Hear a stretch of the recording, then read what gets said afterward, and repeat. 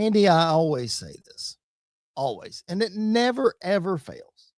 When Roman Reigns shows up, everything changes.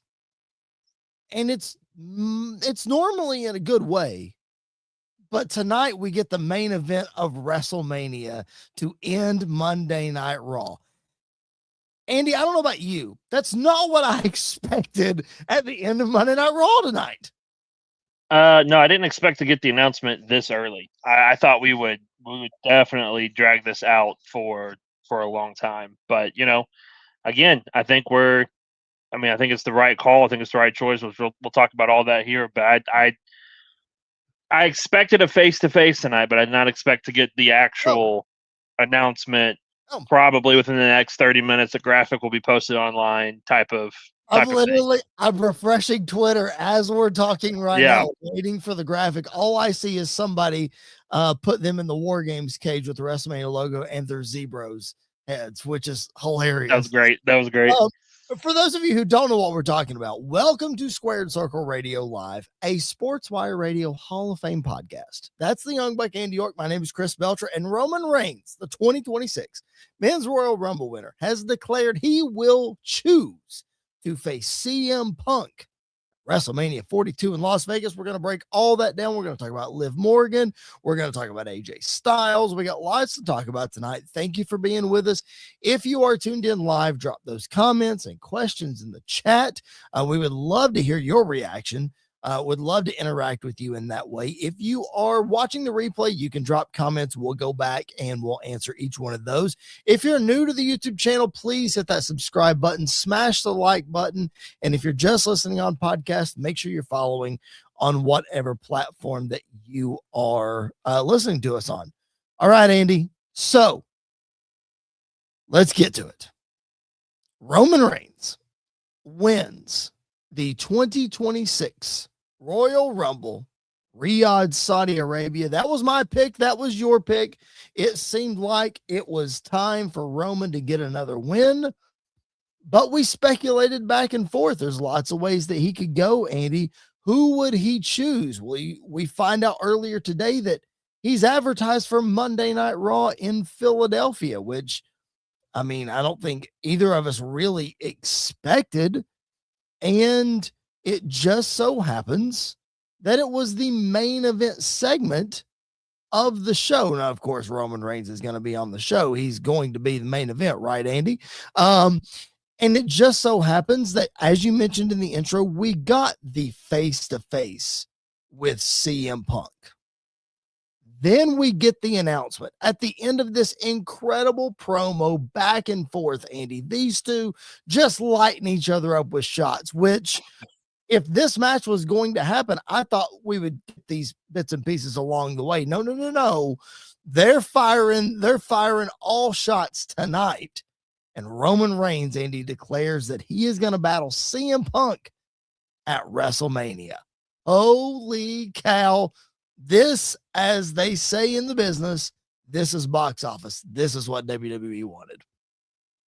Yeah, I think this is the biggest option for them right now. Yes. Again, if you're not going to get The Rock to come in to do the Rock Roman match finally, this is probably the next best solution. Because, again, I don't think we really want to run back Roman and Cody right now. I think that needs to be saved for a later date.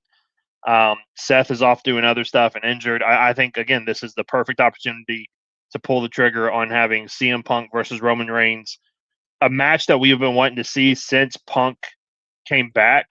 Yes. And we've seen them interact several times, technically been in a match together, but we've been waiting for that one-on-one, and for it to happen at Mania, both matches happening at WrestleMania, I think is absolutely a brilliant decision. And, as more than likely, I'd be shocked if anything else is going to take night two main event away from this match.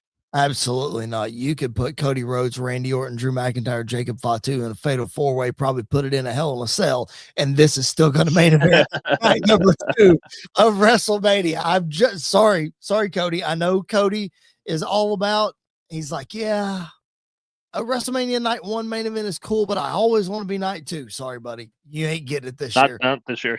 It's not happening this year.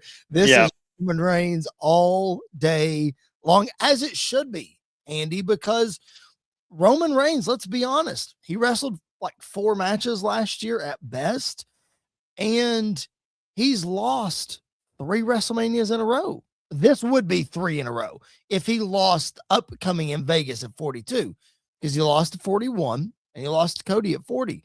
I'm not asking you to pick a winner right now. That stat just came to me, and I'm thinking, I just don't see a world where Roman loses 3 WrestleManias in a row, especially in this situation. But I don't know, Andy. I'm going to tell you right now. For you people that tune into the show all the time, I have lots of notes. You can't read my chicken scratch on my screen, but I will tell you, all of my notes say, what if Roman does this? What if Roman picks that? It literally says right here, Andy, he could wait until after Elimination Chamber to pick. He didn't wait till after Elimination Chamber, Andy. So I'm not asking you to pinpoint what's going to happen. We've got 2.5 months before WrestleMania. What are we going to do here between Roman and Punk?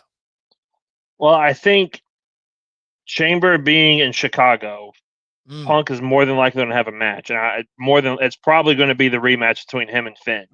Okay. If I had to guess anything, and then post match probably get something with Roman, whether it's physical, whether it's just another promo back and forth between the two, whether it's just Roman, coming out and flaunting, or I don't know what's going to happen. But I do think we are going to get another match between Punk and Balor because of the fact that he called him out before digging into Roman. So I think that was done intentionally to set up that down the line, probably the in-between between now and between Mania.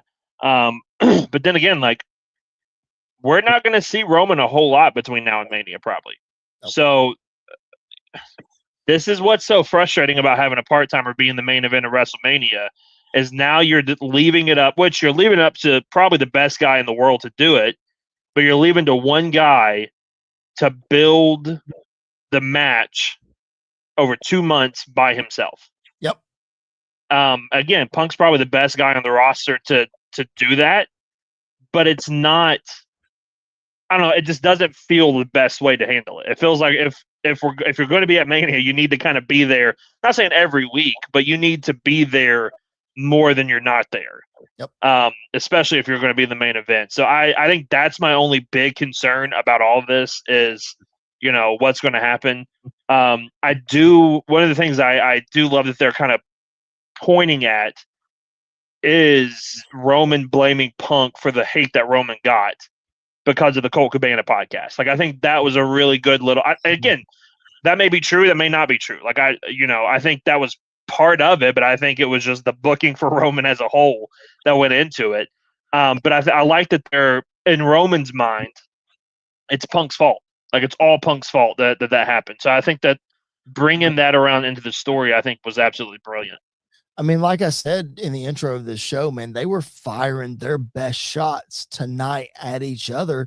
And I think that was probably done intentionally for us to say, okay, this is as big a match as we want it to be. These two guys can talk you into your seats, and it's going to be fantastic. I mean, you brought up the Cabana pod. The Zebros got brought up. Punk saying that Roman was just a visitor on his show. Like, they're just going back and forth with these incredible one-liners. And you're right. Roman blames Punk for the hatred that he got, which goes to show you, Andy, these guys are top-notch performers. You said probably the best in the world to be able to handle this for 2 months, but I would argue that it's so much more than that. They proved tonight that Roman and Punk, we don't need to see heel versus babyface. We just need to see Joe versus Phil, Roman versus Punk, and just that's the match. Like, that's it. And they proved tonight, Andy, why this is the best choice for a WrestleMania main event. Yeah, I mean, you don't need to establish the lines here because the lines are blurred for a reason. Yep. And so I think that, again, is another thing that they can play into. And so, yeah, I think you're absolutely right. If he went after Drew, I mean, it's clear who's the babyface, who's the heel. For this one, like it's flip the coin that night. People are going to be on both sides. It's going to be split right down the middle. Yes, So they are. why not play into both characters? Like just Yes. let both characters be themselves, and it'll do what it needs to do. If you're watching live with us on YouTube, thank you so much. We appreciate that. Drop your comments, drop your questions. City Kitty, I see you in there, and I'm saving this comment because I was trying so hard not to laugh out loud. She says, I need a job where I roll in 15 minutes before quit time, talk for 10, and collect my millions. I mean, my goodness. Let's go. I mean, she's right. She's so and right. only work like 10 days out of the year. Yeah, for sure. Yeah, she's If got that. another one here. Oh, this is good. I want to hear CM Punk call Roman Average Joe. Listen, it's coming. It's coming. I mean, when he back in AEW, when he cut that promo on Eddie, he said, "You're the third best Eddie I know and the second best Kingston I know." A Samoa Joe reference is absolutely getting brought up at some point of him saying Samoa Joe's better or something like that. That is absolutely getting called up at some point. I mean, Roman dropping some language that they didn't bleep out. I mean, I assume that AEW is going to get if Cabana got brought up in the first promo, everything's AEW, AEW is getting brought up whole 9 yards. I did think it was hilarious when Roman started the promo that he poked fun at the Philly reaction to his Rumble win, which that's all you can Cole on commentary laugh too. Yes, I did. That was so funny. Man, I did not expect when we were starting this podcast tonight, I did not expect to have 2.5 months to sit here and think about what this Roman versus Punk match would look like for Vegas. It's the one that I picked, and you're not opposed to it, obviously. But you saw the other side. I'm almost at a loss for words already that we've already gotten this. You know, we know we said it.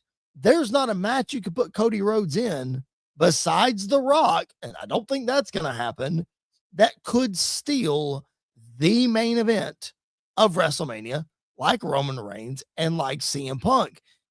It's going to be incredible, dude. I cannot wait. If we're looking ahead, I know we said we're not fantasy booking anything and we're not trying to pick how this is going to go because we are literally instantly reacting to this. Like this is in real time. I tend to think that Punk will face Balor at some point, but I could see them doing the contract signing at Elimination Chamber in Chicago between Punk and Roman so that you can advertise Roman for the show versus just having him confront CM Punk maybe out of nowhere. But then again, Rock wasn't advertised for Bad Blood in Atlanta, and that was a huge reaction at the end of that show. So I guess you never know.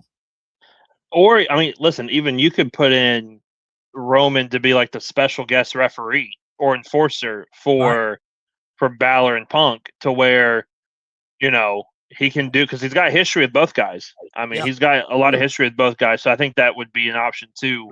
I do like having the contract signing at Elimination Chamber just because, I mean, that crowd's going to be extremely pro Punk, anti Roman. And I think that's what they want for that moment.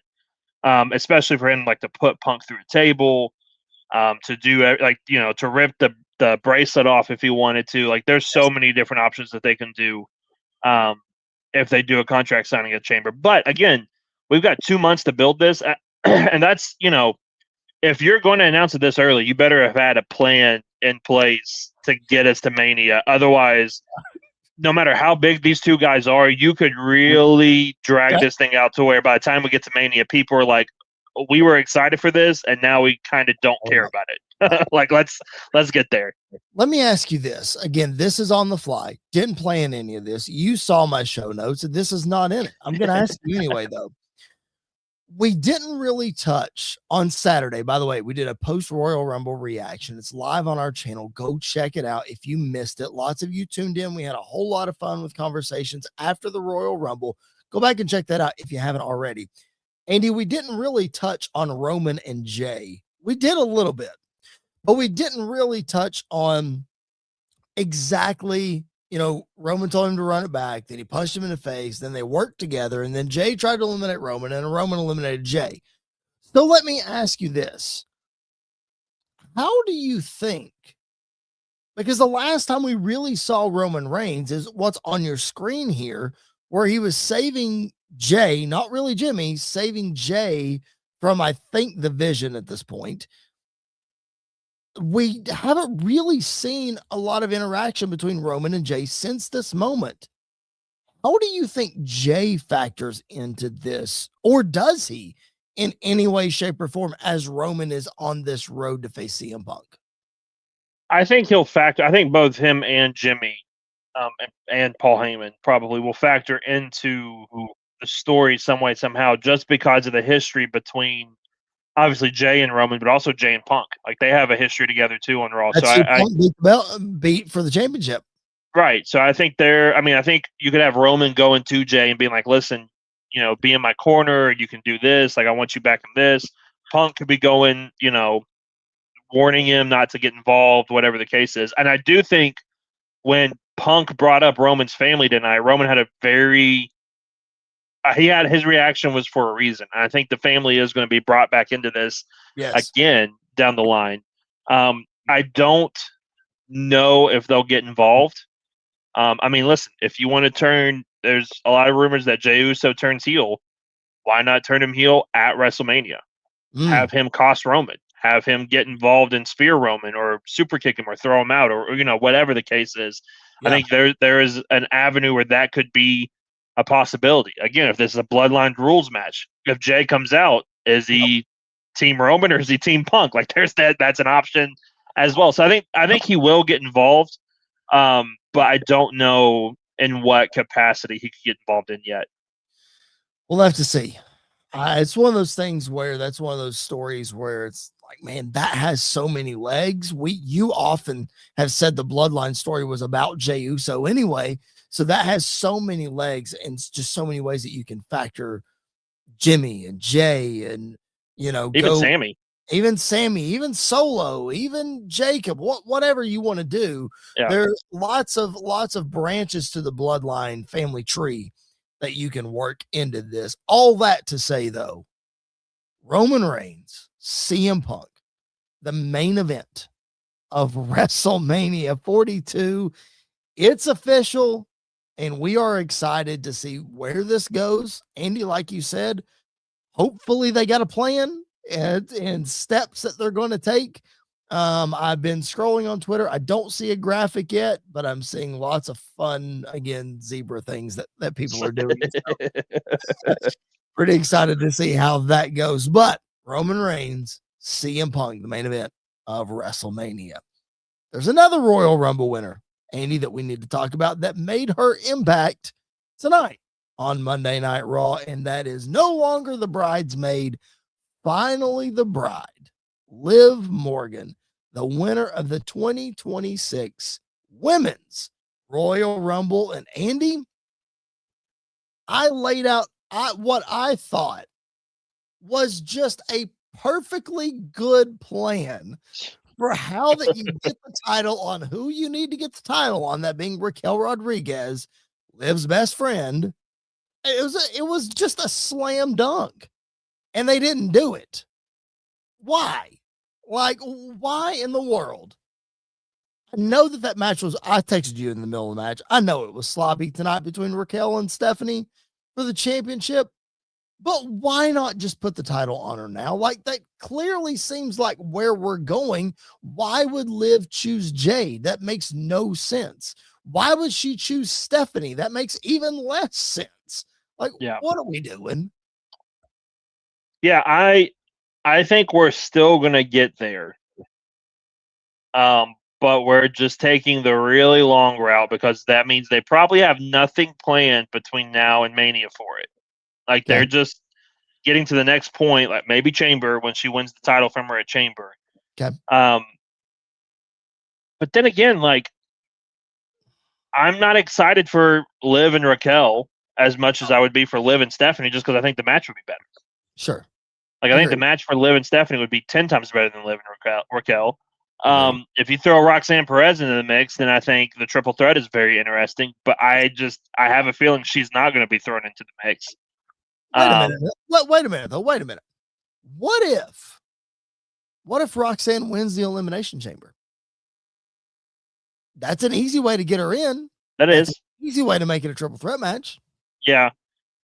Yeah, and I think that could – I mean, listen, something's going to happen with Liv and Raquel because Liv eliminated Raquel, basically cost her the title tonight. Yep. So something's going to happen at some point, even though WWE posted a video of Raquel celebrating Liv's win on social media, which was – stupidest thing, man. Here's my question. Why was Raquel even in the Rumble in the first place? There was no room for Finn Balor, so why was there room for Raquel Rodriguez? Well, she's fighting for the championship the very next night. If she won the Rumble and then won the title the next night, does she not have anybody to face at WrestleMania like Brock that one year? I don't. Wait, Andy, too much logic. You can't put that I know, much logic. I know. That's my bad for trying to put logic in my wrestling. I don't know. It's a weird situation. Like the women's title picture for Mania is a weird situation. Yes, it is. That it's cool Liv won. I have no excitement though for what she's going to do at Mania though. Right. It's like, not gonna, she's probably going to win the championship. Let's just be honest. Yeah, maybe. I mean, more than likely. More than likely, but it's not going to make her feel like a superstar. No. She's not going to be in there with a Rhea Ripley or Bianca Belair or an Io Sky or whatever. Yeah. Yeah, I don't know. I think it's just if all of this if all of this is to get to the end of Judgment Day, then it's fine. It's worth it. Let's take as many back roads as we need to get to that destination. But I just fear that they don't really have a plan going into it. Like tonight, then they may have a plan, and it may not be what we think it is, and that's fine. Like if they have a plan, great. But we have seen so many times, especially in the Triple H era, that they have done some things like this where it's like obviously they don't have a long-term plan.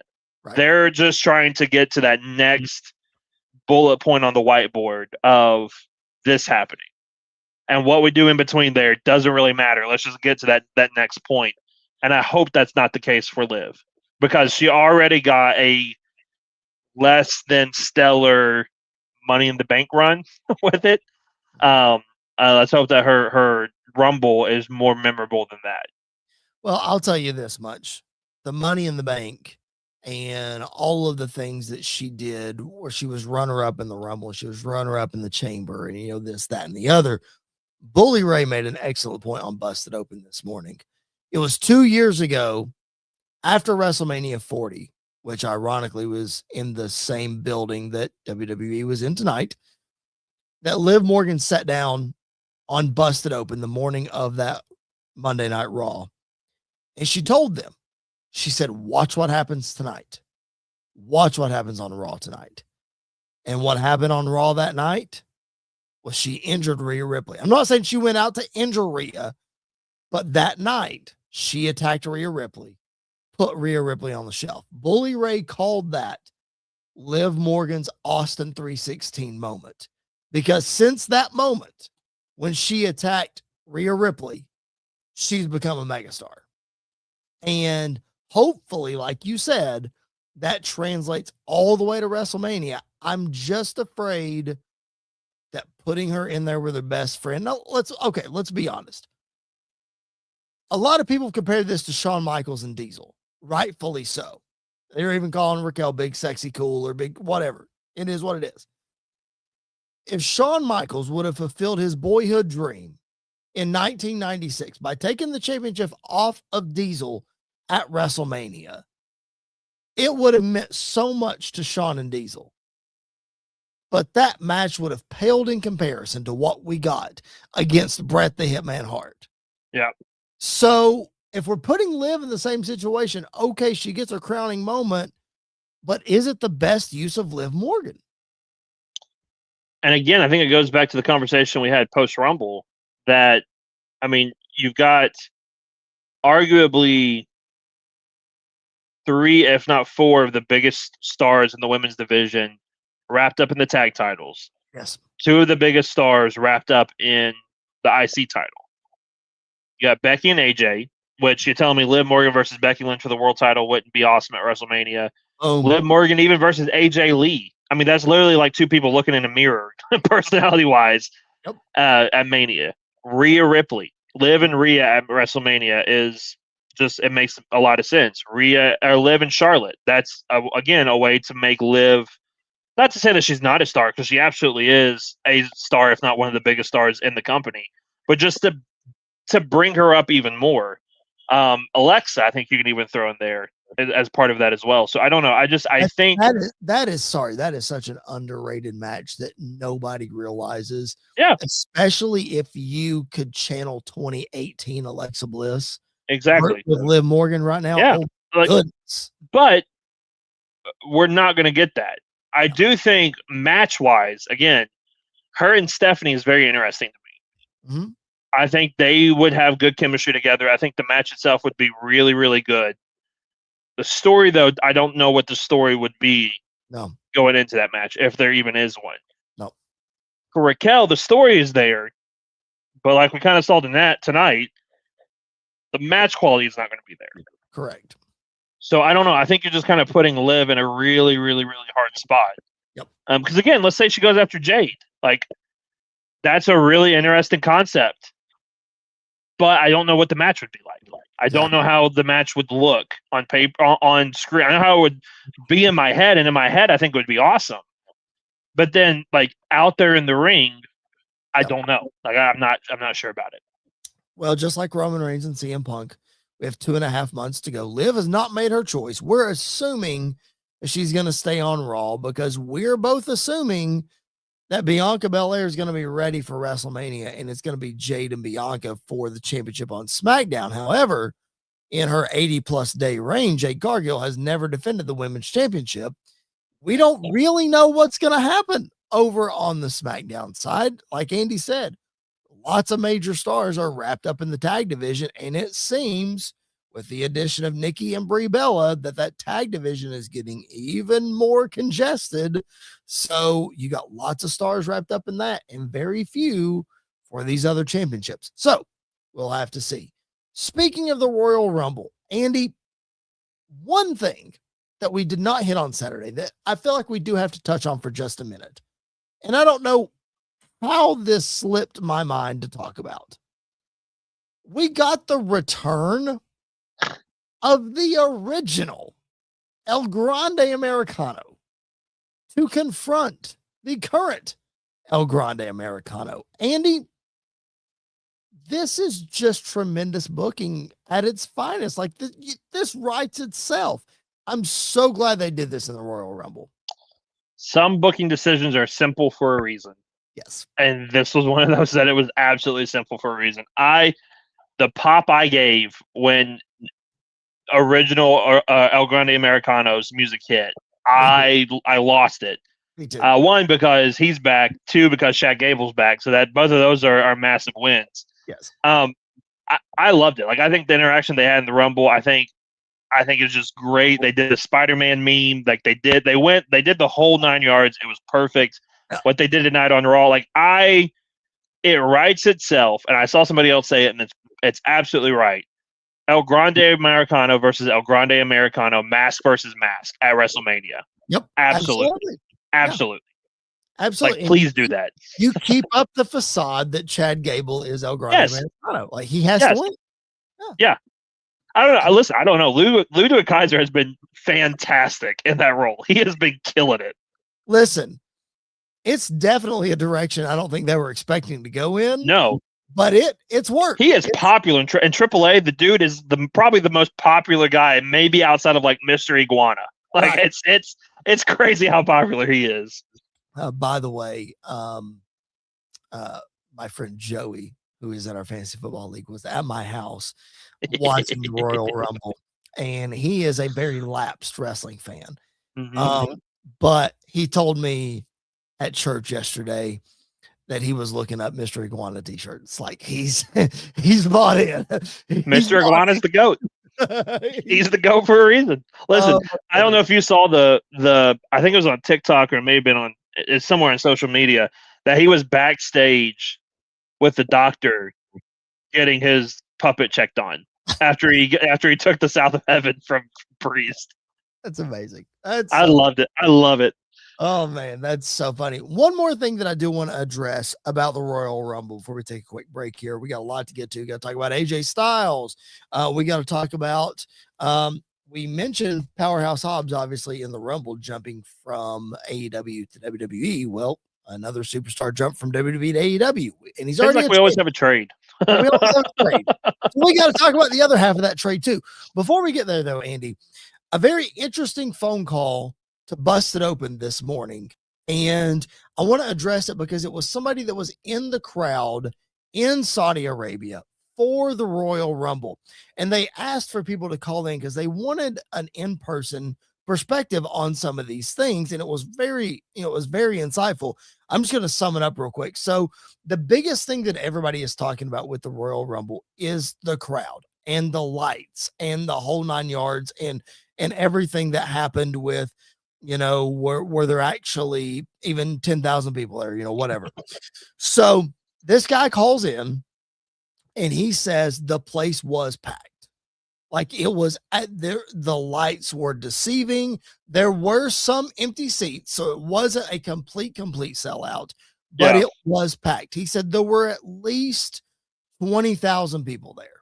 Okay, fine. So he said it probably only sat north, maybe even 25 is probably as much as it sat. So he said that it was very, very full. The big thing that was deceiving about the crowd, and this is really interesting, you could not eat at your seat at this stadium. So if you wanted food, you had to go out to like the fan zone area and different places like that to sit and eat and then come back to your seat. So he said there were varying points, and a lot during the Women's Royal Rumble, where there were pockets of people gone because they chose to go get something to eat and they could not bring it back to their seat. I don't know if it's that is wild. I don't know what the rules are, but I know that that's what this guy who was there, who would know, said is what happened. So Andy, that's just to kind of clear up some of the crazy crowd stuff that the narratives that have been floating around online. Yeah. I mean, I've been very vocal about hating where they're going there for the Rumble. I was thinking afterwards, did the Rumble, would it change my mind about them going there for Mania? Like, what would the crowd be like? Mm-hmm. I don't know if it changed my mind a lot because the reaction to the AJ Styles match at the end, awesome. Like that's the reaction that you want. Everything about that was great. Yep. I don't think it's a good Rumble crowd. Right. Like I think that's part of it. That's one of the things that guy said. He was like, when you got people there that they were behind, they were behind. And they were, but if they didn't know who you were, they weren't going to get behind you. Right, which is like why I wasn't a big fan of their debuting Powerhouse Hobbs, like Royce Keys. I don't think that was the entrance was awesome. Like the presentation of him was $1 million. He got no reaction. I mean, he got no reaction because the crowd didn't really know anything about him or who he was. Yep. When I think of Rumble crowds, I think of Philly. Like Philly was a great crowd because they booed the crap out of Roman and they booed Rey Mysterio because he went Daniel Bryan. Right. And like all of that, I love that. I think the Rumbles, like if they did a Rumble in England, I think it would be awesome. Yeah. I think it would be absolutely amazing to see a Rumble. Saudi, don't go back to Saudi for a Rumble. Mania, I don't think it'll be bad. Like I think the crowd will be fine. Yep. But outside of that, I just the appeal is not there because the crowd, they love Randy, they love Roman, they love Punk, they love Cody, they love a lot of the mainstream guys. But it's like for a Rumble, you're flying out a lot of people to get no reaction and to really hurt them more than help them. Yep, for sure. And again, you're never going to know until you actually try. Yeah, and they tried. And it was what it was. At least you had your big stars winning and your big stars got reactions. And that's what it can be remembered for, at least. All right. Before we go any further, before we talk about AJ Styles, We got to take a little pause for the cause and hear a word from our friend, the Reverend Tom Bryce, and what you can expect from our great partners at SportsWire Radio. Looking for all the latest happenings in the world of sports and wrestling? Well, you're in luck because SportsWire Radio has you covered 24 hours a day, 7 days a week, and 365 days a year. With great shows in the world of sports, such as the Pinstripe Chronicles, hosted by Uncle Tats, Donald Stewart, and Rob Barrows. New York Baseball Talk with Chris Bazaya and Rob Maraska. The Liftoff Jets, also hosted by Chris Bazaya and Sharman Phillip. Neil Villapiano and the Devil's State of Mind. Randy Dillon's Hockey Fan Chat. In the world of wrestling, SportsWire Radio has you covered with Squared Circle Radio, featuring Chris Belcher, Andy York, and Jared Justice. Those sit-down marks with DB, Primo, AJ, and Michael. A work in progress, featuring the Mayor of Canton, Piles, and Glenn Abbott. You can catch all of these great shows and more anytime, anywhere, and any place via the Listen Live button on sportswireradio.org, and you can also catch SportsWire Radio anytime on YouTube at SportsWire Radio 6579 to catch all the latest happenings in the world of wrestling. SportsWire Radio has you covered. It's all sports matters and all wrestling matters here on SportsWire Radio. I am your host, the owner of SportsWire Radio, the #1 global radio station, the owner of the Promo Wrestling Federation, and one of the owners of the Pride Wrestling Federation, your voice, figuratively and literally, where all wrestling matters, the Reverend Tom Bryce. Thank you, Tom Bryce. Thank you for everything that you do for Squared Circle Radio, including inducting us into the SportsWire Radio Hall of Fame. We appreciate that so much. That's the Young Buck Andy York. My name is Chris Belcher. If you are joining us live here on our YouTube channel for this edition of Squared Circle Radio, we appreciate you doing it. Drop some comments in the chat, like the video, and subscribe to the channel if you're new. We appreciate your support so very much. We are here for you each and every Monday after Raw. This is for the fans, by the fans, so you drive the conversation. We certainly appreciate all of your interactions. And Andy, I was thinking during Tom's commercial there, when he mentioned the late great Jared Justice, this WrestleMania main event is right up his alley. He would be over the moon to see Roman Reigns versus CM Punk headline a WrestleMania in 2026, not in 2016, in 2026. Man. So yeah, Jared would be super, super thrilled to see this. By the way, speaking of Roman Reigns, before we get to AJ Styles, the guy that I sent you the video of on Twitter after the reaction to Roman Reigns winning, as that commercial is playing, I'm scrolling through Twitter to see if we get an official graphic here. I haven't seen one yet, but I saw that he posted a reaction to the promo. I cannot wait. Oh my gosh. He's gonna act like it's the greatest promo since Austin 316. Oh my goodness. I can't wait as soon as we finish this podcast, I'm going back and I'm watching his reaction to the Raw promo tonight with Roman. Oh my goodness. Let me just tell you, for those of you who don't know, and I'm not going to say the guy's name. We're not making fun of him. He's just a Roman Reigns super fan, but he's a content creator. Like I was looking, John Cena follows him on Twitter. Okay. So I've seen him before. Yeah. He's not just a average Joe like me and you. He's pretty well known in the content creation world, but I'm anxious to go see what he does, and I'll send it to you. Well, you can enjoy it as well. All right. Well, Andy, as excited as we are about WrestleMania, apparently one guy is not going to be there. And that is the phenomenal AJ Styles, who seemingly wrestled his final WWE match against Gunther at the Royal Rumble. Now, Andy, I'm going to preface this segment by saying we are going to talk tonight about the WWE career of AJ Styles, because judging by the way that the night ended and AJ didn't take his gloves off, and it may or may not seem like we haven't seen the last of AJ Styles in the world of wrestling. So once we hear from AJ Styles, his career is officially done, we'll talk about how great his entire career was. But for tonight, I do want us to talk about his WWE run, the 10 years that he was there, Royal Rumble 2016 to Royal Rumble 2026.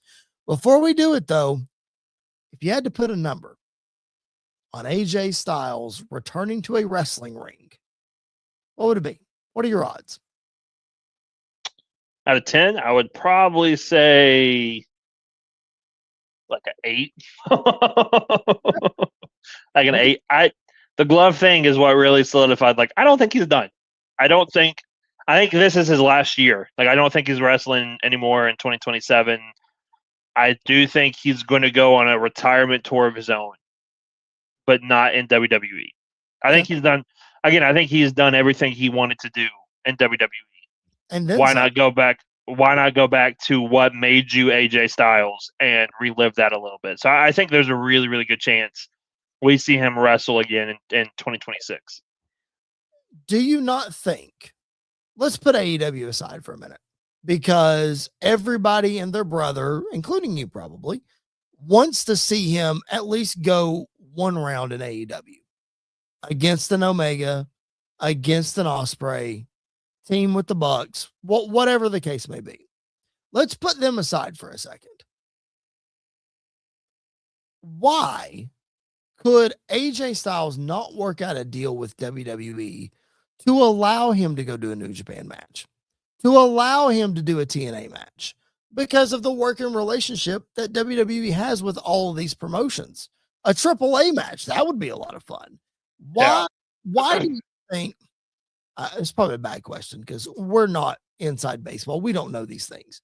Right. But why is that not possible, I guess, in your mind? Because I don't think he wants even though they might be open for a match here or there, I think he wants to do his own thing, his own way on the independents or in Japan or in TNA or wherever. So I think it's probably the best choice for him to just do it his way, rather than have to ask permission, to go wrestle. Because, like, I think Nakamura asked permission to go, maybe not wrestle, but be a part of Tanahashi's last show, and he got denied. So I think that's probably like part of it too. Is he just wants to be able to do it and have the freedom to do it the way he wants to. I gotcha. Okay. Well, I'll say this, judging by Triple H's comments on the post show and judging by the absolute real emotion that you saw on AJ Styles' face, whether the glove thing was an act or not, doesn't matter. There was real emotion on AJ Styles' face when he lost that match. So, and I think maybe he's not done wrestling, but I think the weight of his WWE run sank in. Because, Andy, let's face it, he was never supposed to be a success in WWE. He was never supposed to be WWE champion. He was the guy that was never, ever going to get there. But yet, Andy, over 10 years, he had a Hall of Fame career in WWE. He wasn't even supposed to be there, man. And that just goes to show you, again, I know we're not doing a career retrospective on AJ, but that just goes to show you how stinking good that AJ Styles is. I mean, I think we throw around the term generational a lot, Yes. for a lot of people that probably don't deserve it. I think AJ is one of those guys that absolutely deserves it. I think he is a generational talent just because of the things that he has been able to do for as long as he's been able to do it. I mean, listen, during WCW era, it was easy to make a name for yourself outside of WWE by just going to WCW. Right. TNA was not really that. Even when Sting was there, even when Hogan was there, like there was an era where TNA was pretty popular, probably, but nothing compared to like what WCW was, what AEW is now. Like there's nothing like that. For him to be able, I think we can throw Samoa Joe in this conversation too a little bit, but for him to be able to make a name for himself that not only made him desired by WWE, but also to make a guy like Vince McMahon, who looks at the statue and build of AJ Styles and normally laughs at it, go, no, let's not only make him like a one-time champion, like a two-time champion. Like, have him go on a massive generational run. Oh, yeah, and also during, like, the end of the Super Cena phase, have him beat John Cena twice. Yep. Like, I don't think people remember how big of a deal that was, that when he won the feud between him and Cena, because that just never was going to happen. Like, especially after how his run started. Like, yeah, his his Rumble debut was awesome. When he got thrown out, Kevin Owens yelled at him, "Welcome to WWE," which I think was 1,000% told to Kevin Owens to do that. He lost to Jericho at Mania. There's just a lot of things. He instantly went to a feud with Roman Reigns, which was like a death wish at that time, because you knew you were going to lose. But then he was able to just do his thing and became one of the mega main stars of WWE during a time period where WWE wasn't that great. Him and Daniel Bryan on SmackDown were what made that SmackDown so special that year.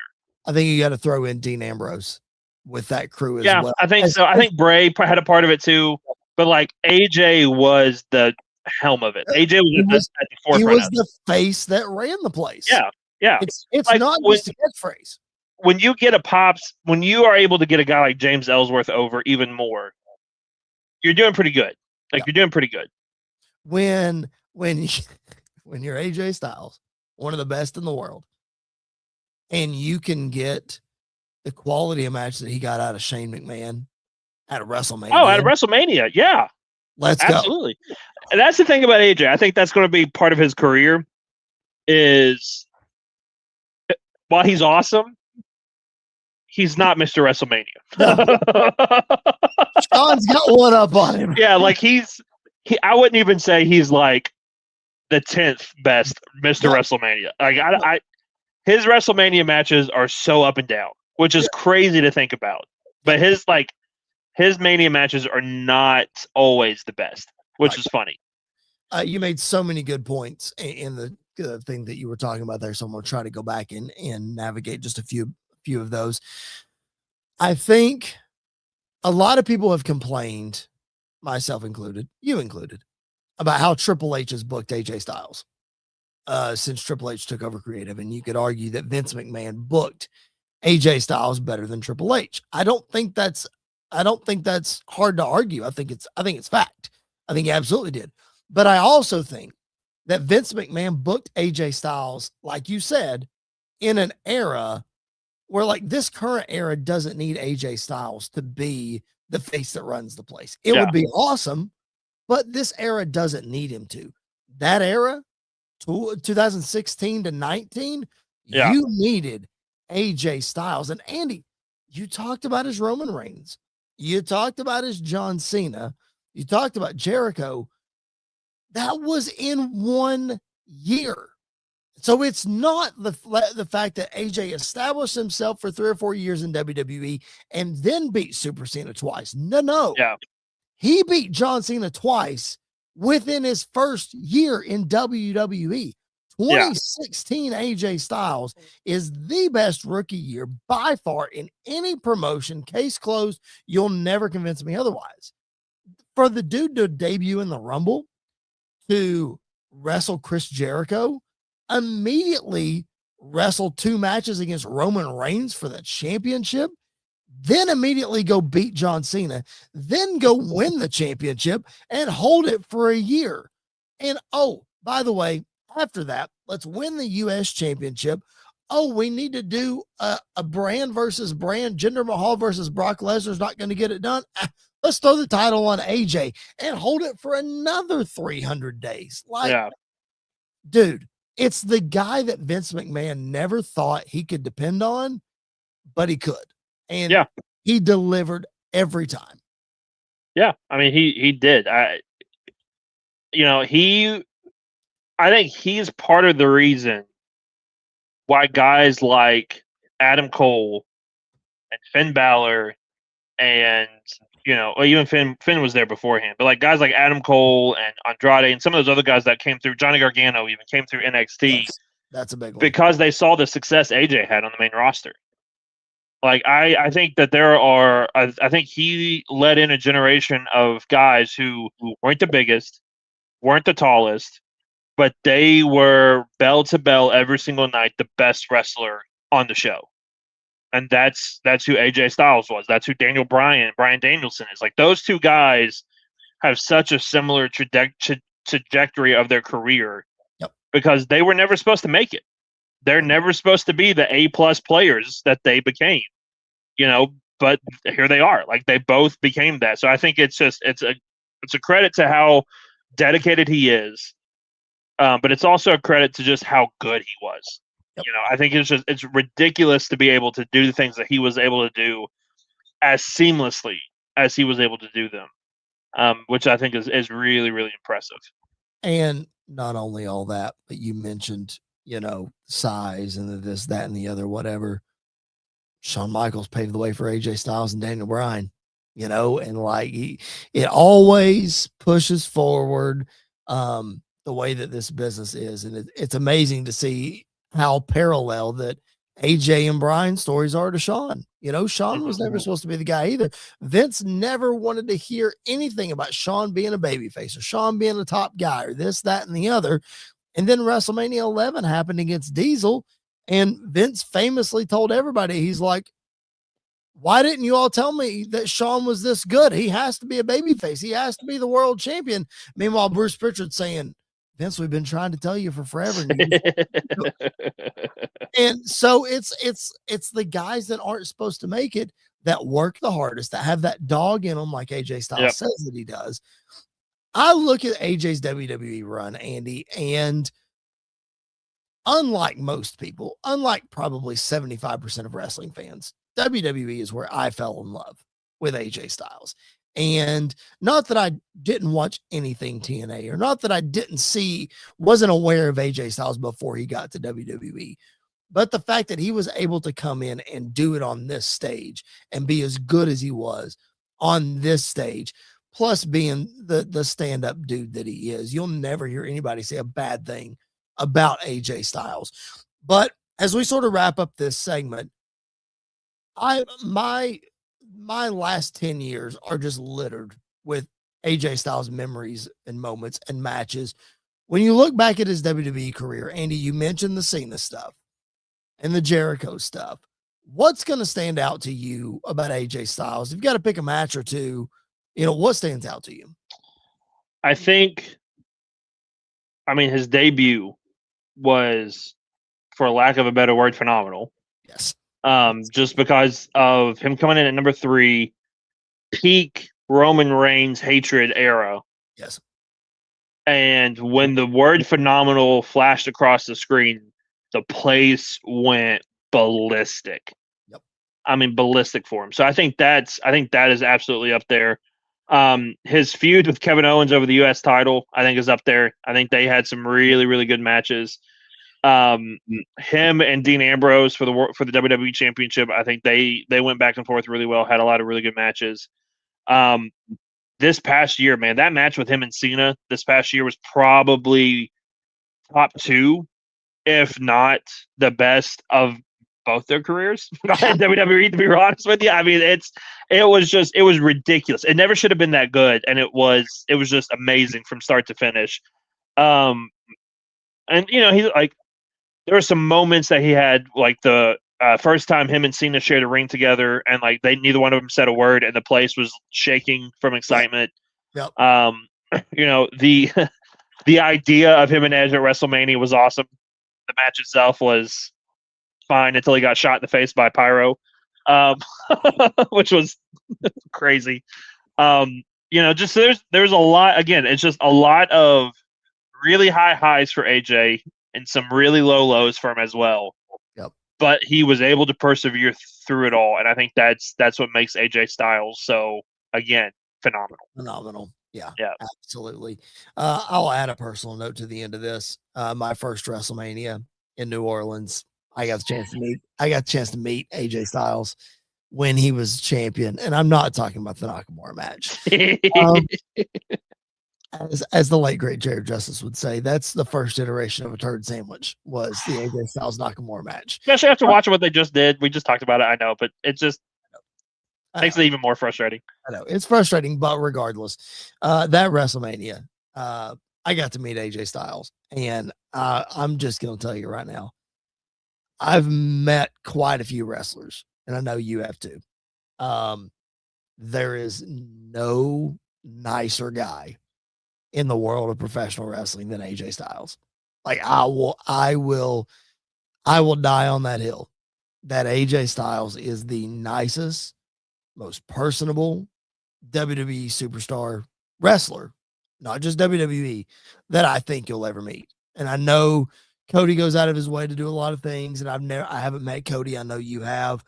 I know lots of wrestlers go out of their way to do things, but the dude that you see on screen of AJ Styles, the dude that you hear in interviews, that's him. That is him. Yeah. And that's why I know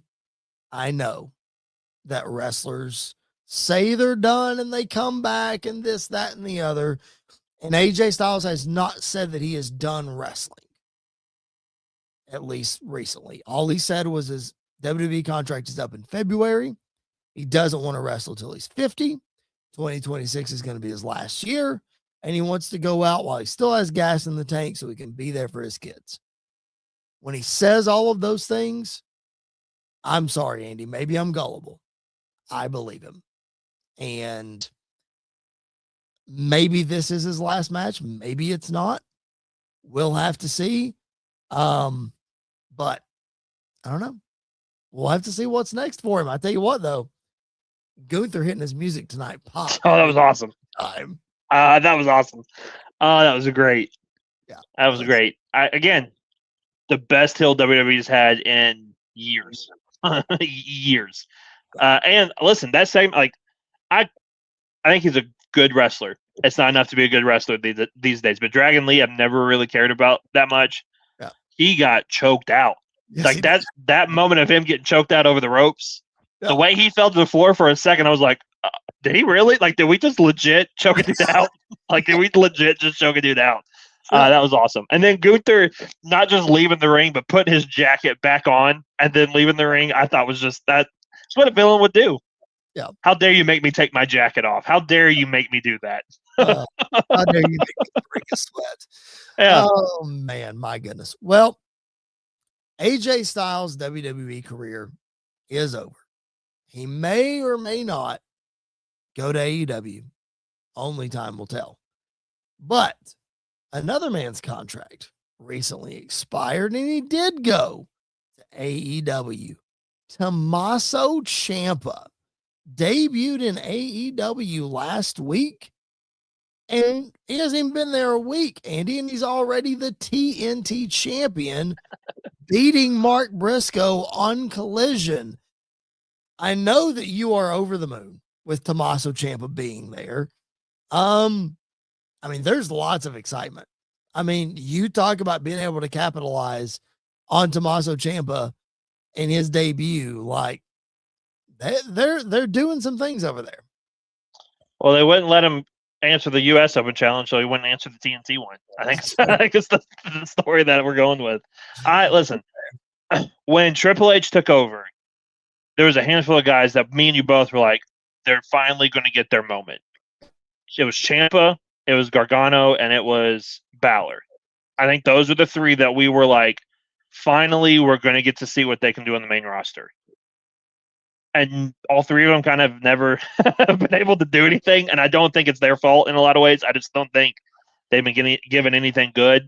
I think for him to go to AEW, he's going to be able to sink his teeth back into that NXT version of himself. Yep. And I think it's going to be awesome. I really do. I think he's going to be a great babyface for a couple months.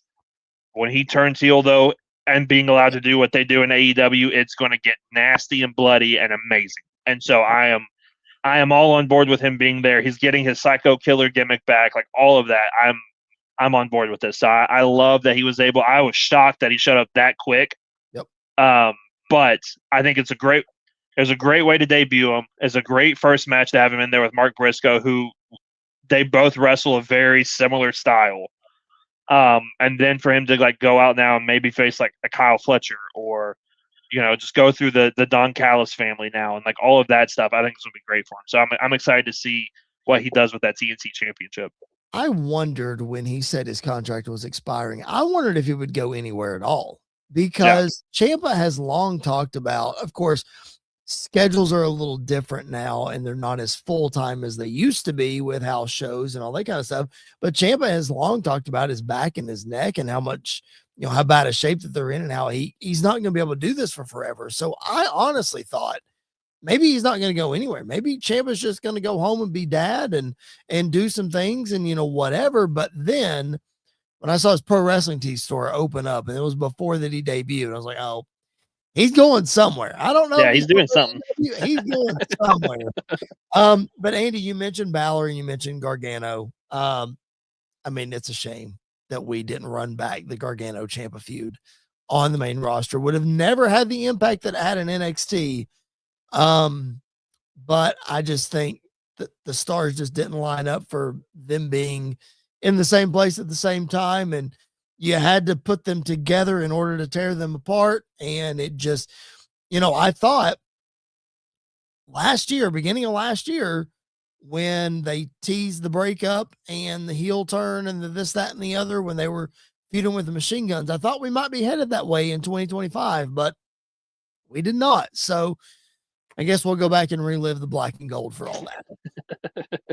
Again, probably the best era in WWE wrestling over the last couple of years is that black and gold NXT. So I go back and watch it frequently. So I'll be there with you.